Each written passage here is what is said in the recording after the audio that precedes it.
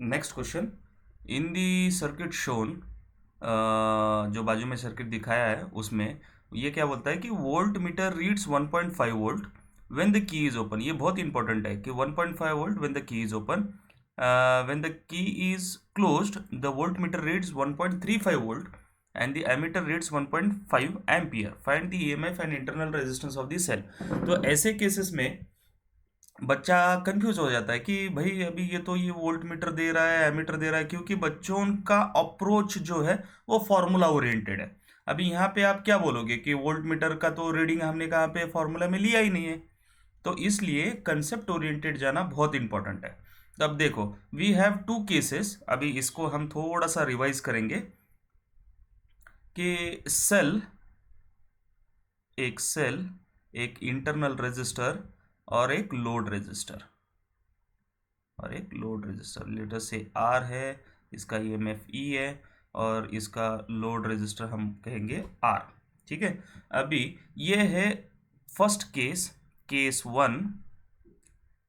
One हम बोलते हैं इसको क्लोज्ड सर्किट। और ये केस टू जिसमें सर्किट ओपन होगा। थोड़ा सा रिवीजन, यहाँ पे ये लेंगे हम लोड रेजिस्टर और ये सर्किट ओपन सर्किट, ये आर ई और ये लोड रेजिस्टर आर, और ये सर्किट ओपन है। ये case two open circuit. In case of open circuit, since the circuit break है, इसलिए the current flowing through this will be equal to 0। But in this case, first case, ये open circuit में, close circuit में जब भी हम कहते हैं कि पूरा सर्किट क्लोज्ड है, कनेक्टेड है, तो current flowing, there is a current flowing through the circuit, let us say I. So external resistor में जो कुछ भी करंट जाएगा, लेट अस से आई, तो यहाँ पे हम बोलते हैं कि यहाँ पे रेजिस्टेंस के ऊपर जो भी पोटेंशियल ड्रॉप होगा उसको हम टर्मिनल वोल्टेज कहते हैं। और यहाँ पे terminal voltage according to Ohm's law V terminal, मैं अभी T लिखता हूं, is equal to I R. अभी इस केस में, since the current, case two में, since the current is zero, therefore terminal voltage will be zero. There is no voltage drop across this load resistor के ऊपर कैसा भी voltage drop आता नहीं है। नेक्स्ट, अभी यहाँ पे हमने प्रीवियस वीडियो में ये एक्सप्लेन किया था कि work done, EMF is nothing but work done to move a unit charge around a closed loop. पूरे लूप में चार्ज को घुमाने के लिए जो कुछ भी वर्क डन पर यूनिट चार्ज होता है उसको हम ईएमएफ कहते हैं। So EMF E is equal to terminal voltage plus voltage across internal resistor. So EMF E is equal to V terminal plus current in the circuit, internal resistor is I and resistance is R. तो हम कहते हैं EMF is equal to terminal voltage plus IR। अभी case two में same equation, E is equal to V terminal plus IR, but since the current flowing through the circuit is zero, so हम कह सकते हैं whatever is the terminal voltage is nothing but equal to internal EMF of the cell। तो hope ये आपका revision हो गया है, ऐसा मैं अज्यूम करता हूं। अभी करंट, हमने यहाँ पे बोला कि current, let's say current flowing through circuit is I, बराबर है, पर करंट मेजर करने वाला डिवाइस कौन है? एमीटर है। तो अब जाएंगे वापस क्वेश्चन के ऊपर। तो क्वेश्चन में देखो, पहले बोलता है, फर्स्ट पार्ट जो बोल रहा है कि volt meter reads 1.5 volt when the key is open circuit है, वोल्ट मीटर कितना रीड कर रहा है? 1.5 वोल्ट। तो 1.5 volt, if it is reading 1.5 volt in, अभी ये केस वन है या टू है? It is case two, that is open circuit. In case of open circuit, whatever is the terminal voltage will be the EMF of the cell। तो terminal voltage means volt meter जो read कर रहा है वही आपका EMF होगा। और इस केस में EMF of this cell is 1.5 volt.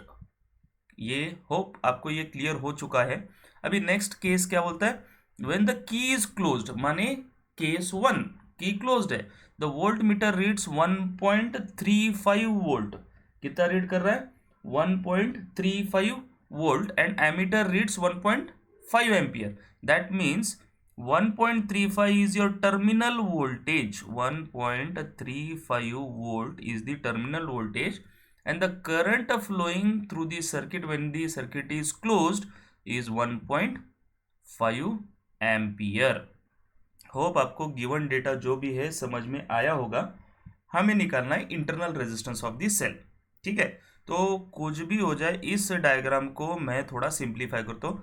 कोई भी क्वेश्चन आ जाए, बेसिक है, एक सेल होता है, उसका एक इंटरनल रेजिस्टेंस होता है और एक लोड रेजिस्टर होता है। ठीक है, तो ये हो गया इंटरनल रेजिस्टर, ये है ईएमएफ और ये है लोड रेजिस्टर। अभी ये जो सेकेंड पार्ट है कि when the key is closed, तो अभी हमें निकालना है, हमें क्या पूछा उसने, find the EMF and internal resistance. EMF तो हमने निकाल दिया, पहले ही केस में बोल दिया कि जब वो की ओपन है, whatever is the terminal voltage or whatever is the reading of the voltmeter is your EMF of the cell। अभी second part of the question कि internal resistance, we need to find internal resistance of the cell, internal resistance निकालना है। तो closed circuit के case में EMF E is equal to terminal voltage plus IR, जो अभी हमने रिवाइज किया था। EMF पता है, टर्मिनल वोल्टेज पता है, करंट पता है, हमें आर निकालना है। सो सॉल्व करते हैं इसको। E minus V T is equal to I R, E minus V T divided by I equal to R. देखो ये फॉर्मूलेज याद करने की कोई ज़रूरत नहीं है, ये बेसिक कंसेप्ट याद रख लो। हर बार एक सेल, एक ईएमएफ, सेल को ईएमएफ होता है, एक इंटरनल रेजिस्टर और एक लोड रेजिस्टर। लोड रेजिस्टर के ऊपर आने वाला जो कुछ भी वोल्टेज होता है उसको हम कहते हैं टर्मिनल वोल्टेज। तो और ये इक्वेशन, इसको हम एनर्जी कंजर्वेशन भी कह सकते हैं। अभी ईएमएफ कितना है गिवन, 1.5 वोल्ट। टर्मिनल वोल्टेज कितना है, 1.35 volt. Current flowing through the circuit when the key is closed, 1.5 ampere.